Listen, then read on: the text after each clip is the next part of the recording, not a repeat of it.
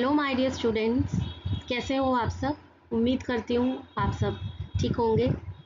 Welcome back to my channel educational corner.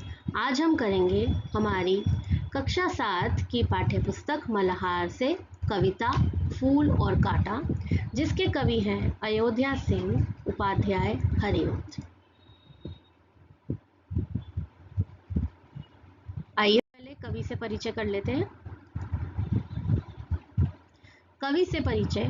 उठो लाल अब आंखें खोलो, पानी लाई हूँ मुंह धो लो।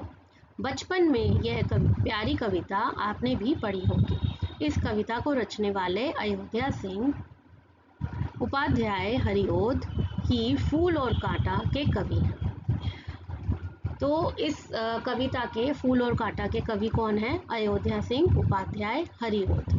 इनका जन्म 1865 में हुआ और इनकी मृत्यु 1947 में हुई। बच्चों के लिए उन्होंने अनेक रोचक कविताएं लिखी हैं। तो इन्होंने बच्चों के लिए रोचक कविताएं लिखी। उनका जन्म आजमगढ़ उत्तर प्रदेश में हुआ था। हरिओद जी की चर्चित काव्यकृति प्रिय प्रवास को खड़ी बोली का पहला महाकाव्य माना जाता है। बच्चों के लिए उनके अनेक कविता संकलन प्रकाशित हैं, जिनमें चंद्र खिलौना और खेल तमाशा उल्लेखनीय है। तो इनका जन्म कहाँ हुआ? इनका जन्म हुआ आजमगढ़ उत्तर प्रदेश में। और इनकी जो चर्चित काव्य कृति है, जो इन्होंने काव्य जो लिखा है, वो उसका नाम क्या है? प्रिय प्रवास। इसको खड़ी बोली में पहला महाकाव्य माना गया। ठीक है, इसको पहला महाकाव्य माना गया। किसको? प्रिय प्रवास, जो हरिओद जी ने लिखा। और इसे किस में लिखा उन्होंने? खड़ी बोली में। बच्चों के लिए उनके अनेक कविता संकलन प्रकाशित हैं। तो अनेक प्रकार की कविताएं इन्होंने बच्चों के लिए लिखी, जिसमें से चंद्र खिलौना और खेल तमाशा जो है वो उल्लेखनीय है। तो उल्लेखनीय का क्या अर्थ होता है? जो विशेष हो, जिस पे ध्यान दिया जाए।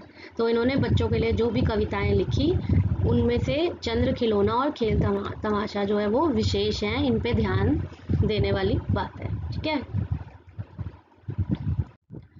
आइए अब हम पढ़ते हैं कविता फूल और कांटा। है जन्म लेते जगह में एक ही पौधा उन्हें है पालता। रात में उन पर चमकता चांद भी एक ही सी चांदनी है डालता।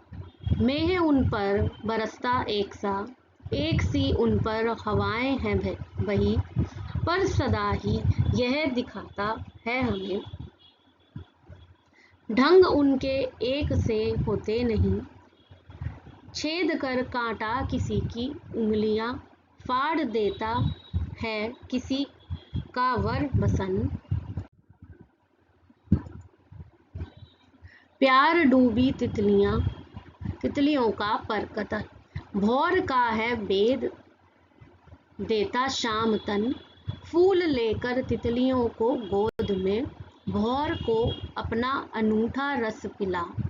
निज सुगंधों और निराले रंग से है सदा देती कलीजी खिला। है खटकता एक सबकी आंख में, दूसरा है सोहता सुर शीश पर। किस तरह कुल की बड़ाई काम दे, जो किसी में हो बड़प्पन की कसम। अयोध्या सिंह उपाध्याय हरिओद। तो हमने एक बार कविता पढ़ ली।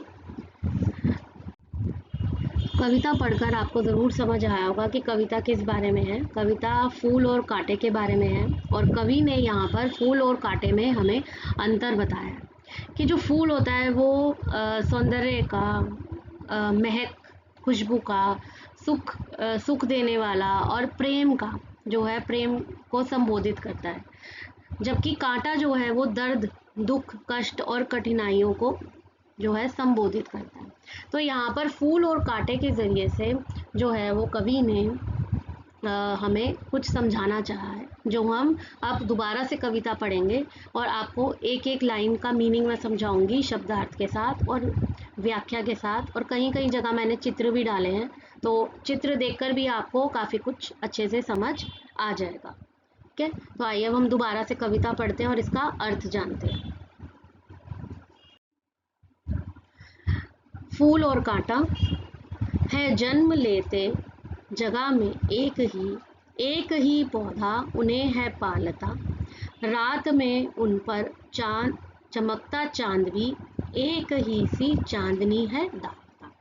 तो देखो यहाँ पर कवि जो है हमारे, वो कवि फूल और कांटे के बारे में बता रहे हैं, उनके बीच का अंतर बता रहे हैं, अंतर स्पष्ट कर रहे हैं यहाँ पे कि फूल किस प्रकार की प्रवृत्ति रखता है और कांटा किस प्रकार की प्रवृत्ति रखता है। ठीक है, तो यहाँ पहली लाइन में है जन्म लेते जगह में एक ही, मतलब एक ही जगह एक ही पौधे में फूल और कांटा दोनों जन्म लेते हैं।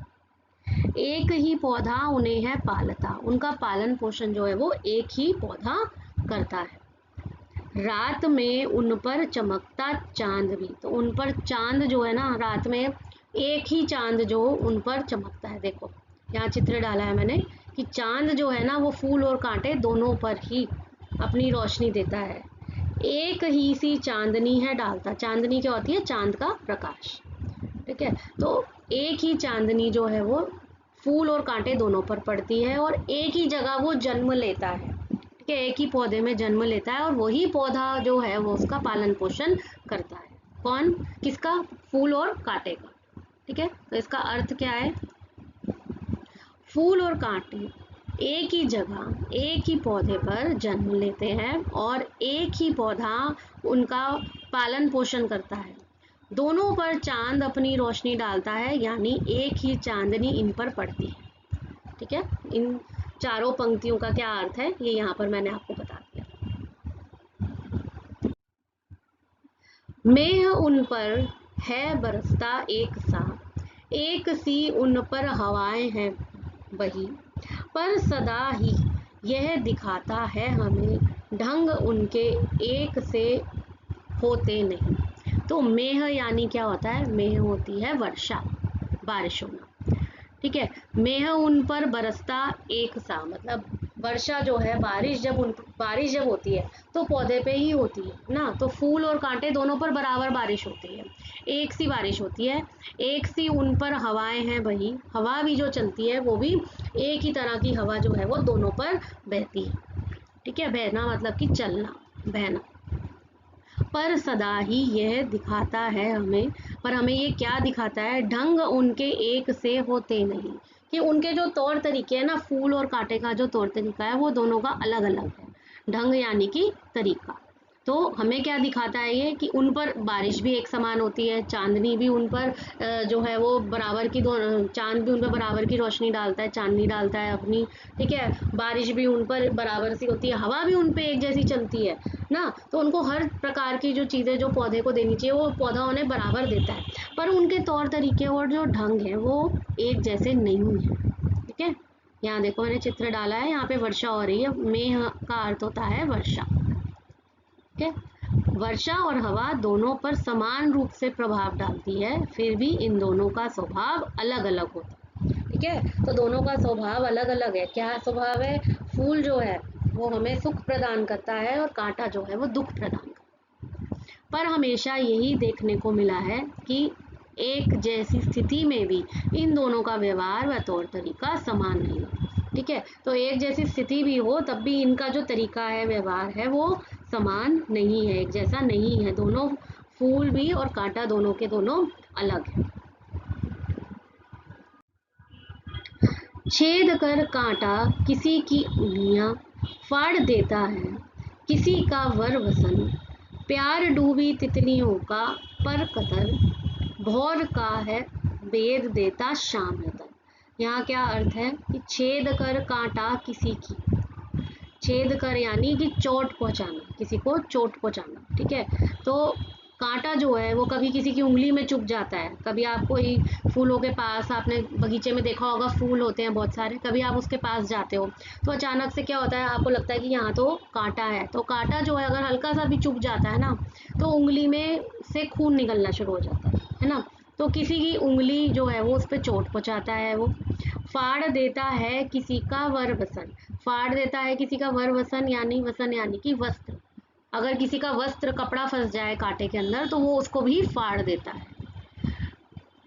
प्यार डूबी तितलियों का पर कतर, जो प्यारी सी हमारी जो तितलियां हैं, रंग बिरंगी तितलियां होती हैं, है ना, तो उनका जो है, उनके पर को जो है, नाजुक जो पंख होते हैं उनको भी जो है ये काट देता है। भौर का पर का क्या अर्थ होता है? पंख, और कतर का अर्थ होता है काटना। भौर का है भेद देता शामदन। भौर यानी भौरा, क्या? वेदना यानी क्या होता है? घायल करना। शामदन काला शरीर, ठीक है। भौर का है भेद देता शामदन, तो यानी कि जो भौरा होता है, जब वो फूलों पे मंडराता है, फूलों के आसपास मंडराता है, उस समय अगर उसको कांटा चुभ जाए तो वो उसका भी जो शाम तन यानी काला शरीर, उसका जो काला शरीर होता है, वेदना यानी घायल कर देता है, उसके काले शरीर को भी ये घायल कर देता है। तो इन लाइनों का क्या अर्थ है कि कांटा दूसरे दूसरे को चोट पहुंचाता है, वह किसी के कपड़े या शरीर को नुकसान पहुंचाता है। कांटा प्यार भरी तितलियों के नाजुक पंखों को काट देता है और भंवरों के काले शरीर को भी वो घायल कर देता है, ठीक है। तो ये कांटे की यहाँ पे प्रवृत्ति बताई है, नेचर बताया है कि कांटा किस प्रकार से जो है वो क्या क्या कर सकता है। किसी की उंगली में वो जो है, किसी की उंगली में चोट पहुंचा सकता है, फिर वस्त्र को जो है वो फाड़ सकता है, और जो प्यार भरी जो तितलियां हैं उनके पर जो है वो उनको काट सकता है, और भौरा जो आसपास फूल के आसपास घूमता है, कांटा अगर वो कांटे के पास जाए तो उसका जो काला शरीर है, शामतन है, उसको भी घायल वो कर सकता है। फूल लेकर तितलियों को गोद में, भौर को अपना अनूठा रस पिला, निज सुगंधों और निराले रंग से है सदा देता कली जी की खिला, ठीक है। तो इसका क्या अर्थ है? फूल लेकर तितलियों को गोद में। अब फूल की बारी आ गई, फूल की प्रवृत्ति बता रहा है कवि यहाँ पे कि फूल किस प्रकार का होता है। फूल जो है ना, तितलियों को अपनी गोद में खिलाता है, ठीक है, तितलियों को अपनी गोद में खिलाता है। भौर को अपना अनूठा रस पिला, अनूठा अद्भुत, अनोखा, ठीक है, रस पिला। भौरों को जो है अद्भुत, फूल जो है वो अनूठा या अनोखा अद्भुत रस पिलाता है। निज मतलब अपना, अपनी सुगंध, और निराले रंग से, मतलब रंग बिरंगे होते हैं फूल, तो वो अपनी निज यानी अपनी सुगंध से, निराला यानी अनोखे रंगों से है सदा देता कली जी की खिला। कली क्या होती है? बिना खिला हुआ पुष्प, ऐसा पुष्प जो अभी खिला नहीं है, ठीक है, तो उसको भी अपनी महक से, सुगंध से जो है वो खिला देता है, ठीक है। तो फूल, इसका अर्थ क्या है कि फूल जो है ना, फूल की प्रवृत्ति जहाँ पर कवि ने बताई है कि फूल जो है ना, तितलियों को अपनी गोद में खिलाते हैं, वह अपने पास उन्हें बुलाते हैं, भंवरों को अद्भुत मधुर रस देते हैं। फूल अपनी महक से और सुंदर रंगों से क्या करते हैं? महक यानी खुशबू, सुंदर रंगों से, अनोखे रंगों से सबके मन को प्रसन्न करता है, वातावरण को आनंदित कर कली को भी खिला देता है। तो एक कली भी जो होती है ना, उसको भी वो खिला देता है, क्या है? खटकता एक सबकी आंख में, दूसरा है सोहता सुरशीश पर, किस तरह कुल की बढ़ाई काम दे, जो किसी में हो बड़प्पन की कसर। अयोध्या सिंह उपाध्याय, हरिओत। तो कवि यहाँ पर क्या कह रहे हैं, पहले शब्दार्थ देख लेते हैं। खटकता का अर्थ होता है चुभता, है खटकता एक सबकी आंख में। क्या खटकता है? कांटा। कांटा जो है ना, वो सबकी आंखों में चुभता है। अगर आपकी आंख में खड़े खड़े कुछ चला जाए, एक जरा सा तिनका, छोटा सा तिनका तक चला जाए, तो क्या होता है? आप कोशिश करते रहते हो उसको निकालने की, हमें वो चुभता रहता है, खटकता रहता है। तो कांटा जो है वो हमारी आंखों को नहीं भाता है, हमें चुभता है। दूसरा है सोहता सुरशीश पर। सोहता यानी सुशोभित होता है, ठीक है। दूसरा मतलब फूल की बात कर रहे हैं कि फूल जो है ना, वो सुर यानी देवता के शीश पर, सिर पर। दूसरा जो है वो क्या करता है? फूल या क्या करता है कि फूल, अगर फूल को हम देवता के ऊपर, देवताओं के ऊपर जो है वो मंदिर में चढ़ाते हैं ना, तो यहाँ पर यही बात हो रही है कि कांटा जो है वो तो सबकी आंखों में चुभता है, पर फूल जो है वो क्या करता है? वो देवताओं के शीश पर या सिर पर जो है उसको चढ़ाया जाता है। किस तरह कुल की बड़ाई काम दे, तो कुल यानी कि वंश, बड़ाई यानी सम्मान। तो किस प्रकार से कह रहे हैं कि कुल को किस प्रकार से दोषित माने? जो किसी में हो बड़प्पन की कसर। अगर किसी में बड़प्पन, महानता की कसर, महानता, बड़प्पन यानी महानता, कसर यानी कमी, अगर किसी में बड़प्पन की, महानता की कसर है, कमी है, तो किस प्रकार से हम कुल को दोषित ठहराएं, दोषी ठहराएं कि कुल की वजह से जो है ये सब है। कुल अगर अच्छा भी होगा और इंसान के अंदर जो है, व्यक्ति के अंदर बड़प्पन नहीं है, महानता नहीं है, तो इसका अर्थ क्या है कि वो कुल को हम दोषी नहीं ठहरा सकते।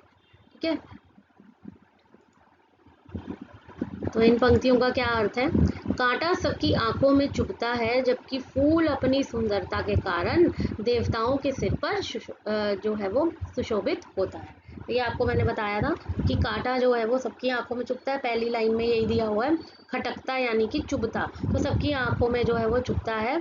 और फूल जो है वो अपनी सुंदरता के कारण, इतना सुंदर होता है फूल, इसलिए अपनी खुशबू के कारण, सुंदरता के कारण वह देवताओं के सिर पर उसको चढ़ाया जाता है। कवि कहते हैं कि कुल की महानता तभी मायने रखती है जब व्यक्ति स्वयं महान हो। जब तक व्यक्ति ही अगर अच्छे, उसके कर्म अच्छे नहीं है, उसका व्यवहार अच्छा नहीं है, अगर व्यक्ति अच्छा खुद नहीं है, तो उसकी महानता जो है ना, कुल की महानता का कोई फायदा नहीं है। ठीक है, हम कुल की बात करें, हमारे वंश में ये होता था, वो होता था, पर जब तक हम खुद से अंदर से ही, हमारे अंदर बड़प्पन नहीं है, बड़प्पन का भाव नहीं है, या हमारा व्यवहार अच्छा नहीं है, हमारे कर्म अच्छे नहीं है, तो इसका कोई फायदा नहीं। यदि व्यक्ति के अंदर अच्छे गुण नहीं है तो अच्छे कुल में जन्म लेने का कोई अर्थ नहीं है। अगर आपने अच्छे कुल में जन्म भी लिया है, उसका कोई अर्थ नहीं है अगर आपके अंदर आपका व्यवहार अच्छा नहीं है, आपके गुण अच्छे नहीं है।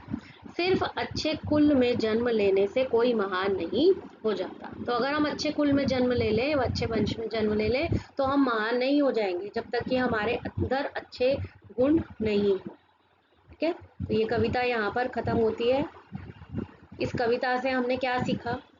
कवि ने यहाँ पर आपको पता है क्या बताया है कि फूल और कांटा जो है वो एक ही स्थान पर पलते हैं, मतलब एक ही पौधे में पलते हैं, और वही पौधा जो है वो उनका पालन पोषण करता है, पर फिर भी उनका स्वभाव जो है ना, उसमें काफ़ी अंतर होता है। ठीक है, फूल के स्वभाव में भी और कांटे के स्वभाव में भी जो है वो ज़मीन आसमान का, आप कह सकते हो, अंतर होता है। ठीक उसी प्रकार मनुष्य अपने अच्छे कर्मों और व्यवहार से जाना जाता है, ना कि अच्छे कुल से। ठीक है, तो व्यक्ति को उसका कुल नहीं बल्कि अच्छा स्वभाव ही महान बनाता है। अगर हमारा स्वभाव अच्छा होगा ना आज, तो हम उससे महान बनेंगे, ना कि इससे कि हमने अच्छे कुल में जन्म लिया। ठीक है, तो ये कविता हमें यही सिखाती है कि हमें जो है वो महान बनना है। कैसे बनना है? अपने अच्छे गुणों से, अपने व्यवहार से, अपने अच्छे कर्मों से महान बनना है, ना कि अगर हमने अच्छे कुल में जन्म लिया है उससे उससे कोई महान नहीं बन सकता। ठीक है, तो उम्मीद करती हूँ आपको ये कविता समझ आई होगी। अब आपसे जल्दी मिलूँगी अपनी अगली वीडियो में इसके प्रश्न उत्तर के साथ। तब तक के लिए टेक केयर, गुड बाय।